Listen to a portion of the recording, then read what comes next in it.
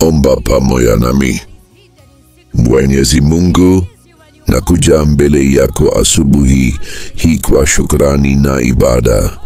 Ninakushukuru kwa uzima, afya na nafasi ya kuona siku hii mpya. Utukufu na sifa zako ni za milele.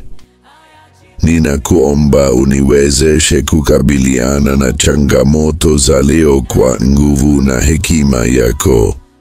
Nisaidie niwe na mtazamo mpya na niweze kujifunza kutoka kwa kila hali nitakayokutana nayo.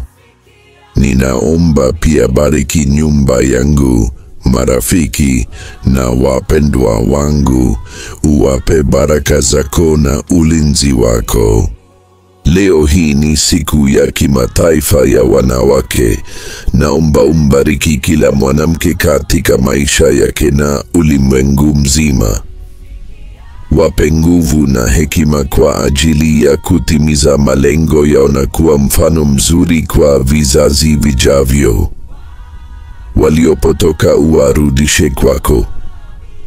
Wanaokuwa katika vita uwe msaada kwao.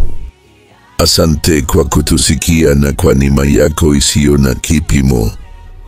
Nipatie utulivu wa moyo na kujijenga katika njia yako. Leta amani katika nchi zetu. Katika jina la Yesu ninaomba. Amina.